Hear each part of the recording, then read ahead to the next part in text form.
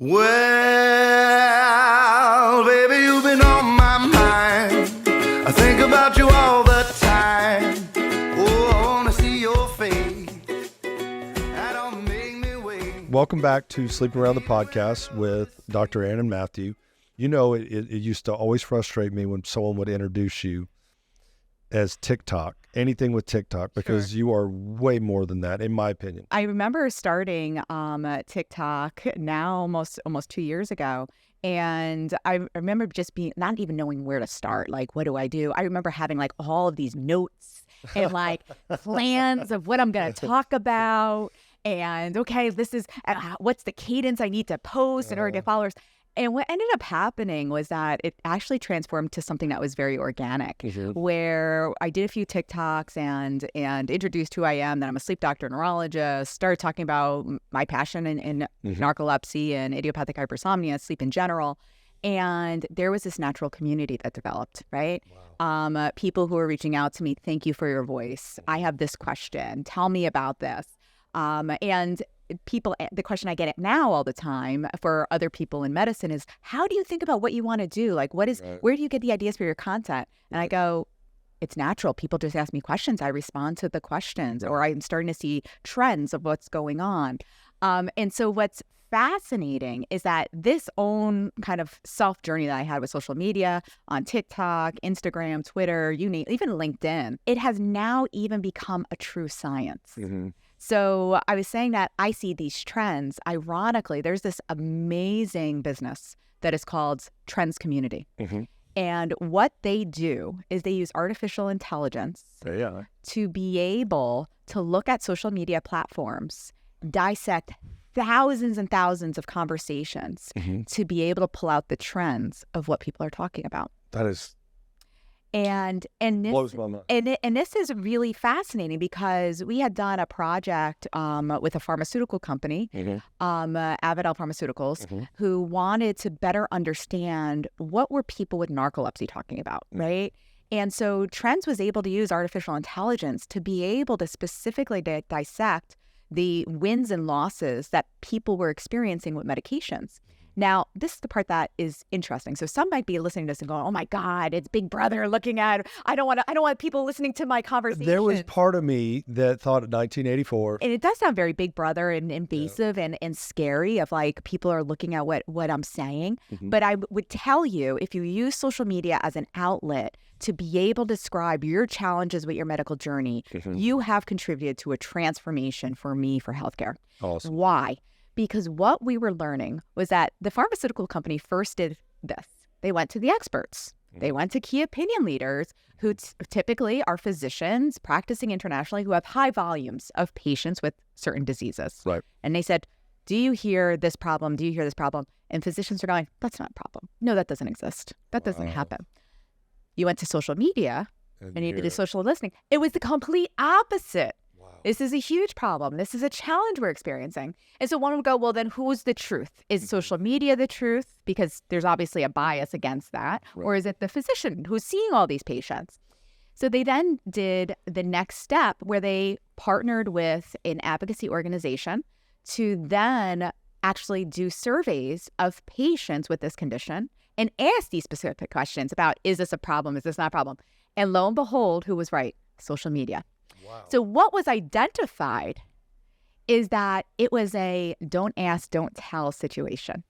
Physician doesn't ask me about this problem. It must not be a problem that exists. It's a me problem, not something they can fix. Or that if they're not asking me about it, it's not important. You walk into a doctor's office, it's 5 minutes, look at this, and we're done. Yes. So they might not even have gotten to that important thing. Whereas when somebody's talking on a TikTok, Instagram, whatever, they're saying, this is what my child struggles with. This is what I struggle with. My husband struggles, whatever. Yes. There's also an anonymous nature that you can have with social media, right? And so the negative is that sometimes people say and do things that are not appropriate and that you would never do in person. Like you would never go up to someone in Walmart and be like, man, you're really fat. But there's no problem people doing that on social media. However, that same anonymous nature allows people to be very genuine and honest and vulnerable because of the fact that they feel as though that it's more likely that it'll be heard, accepted, responded to. And I do think that there's a big difference there. And so one of the mantras that I've adopted and really spread is saying that as a physician, I'm an expert in diseases and in medications and how they work. You, as the person experiencing a medical journey, you're the expert in your life. Gotcha. You're the expert in living with this condition. And so therefore, I need to utilize my expertise to fit your specific situation. You've always done a very good job of this since I've known you, since we've been doing the podcast, of really personalized medicine. Yes. And that patient that comes before you is its own unique Yes. set of cases. Yes. True, there could be trends, right? 100%. And we could talk about the flu, COVID, God forbid we talk about that. But there could be trends where people come in. And Yes. Yeah. And I'll tell you, this is the part that for me puts the person back into the center of where all this came from. So the people who founded Trends Community, they're parents Wow. of a child who has Prader-Willi syndrome. Okay. And this is a rare genetic condition. Okay.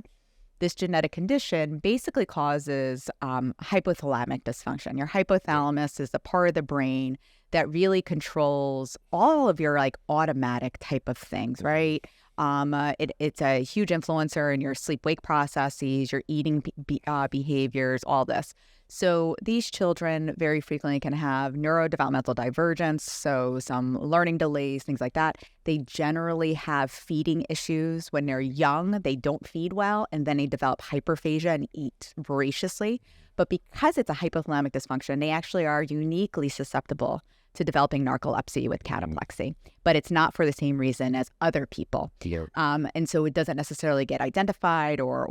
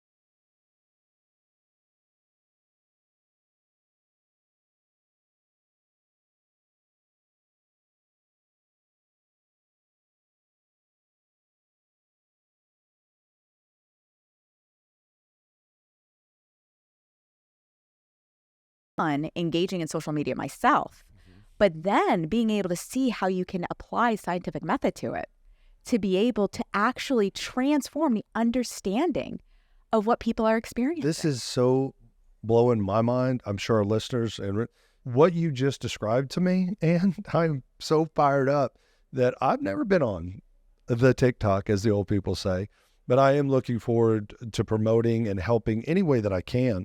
Yeah. And even for our listeners too. If someone is struggling with any type of rare disease, does Trends also help that? Could they maybe point them in a direction to start their own? They connect with the advocacy organizations in order to be able to better understand. So if you are a part of an advocacy organization, run an advocacy organization, are a part of a medical center or a part of a pharmaceutical or industry partner, right? Right.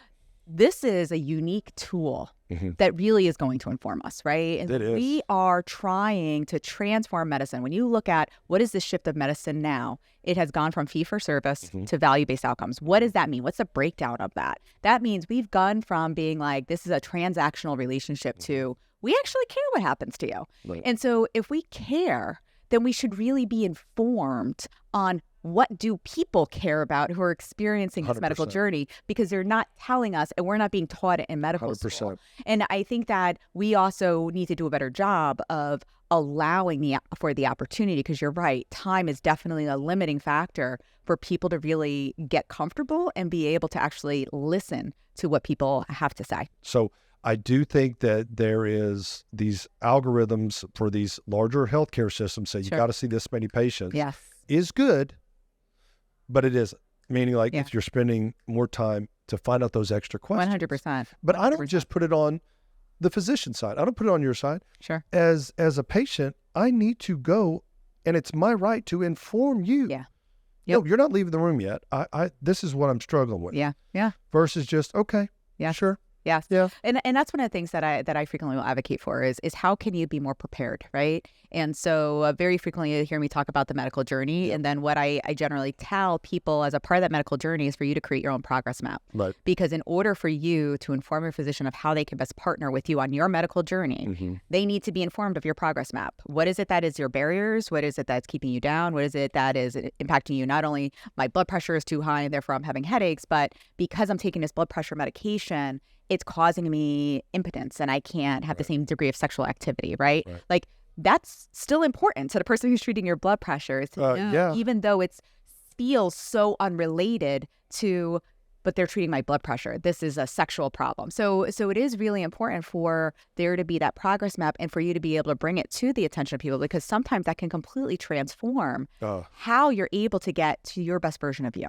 I don't know why I had never thought about that. I do it Sure. with work. I pre-call plan for my Yes. sales calls. I pre-call when I'm paying off Yeah. debt or I'm budgeting something, but we never do that for ourselves. And when you said that one day, I was, you know what? Before I go to my appointment, I'm going Yes. to make sure Yes. and just reread it. Like, okay, is this what I really needed? Okay, yeah. Yes.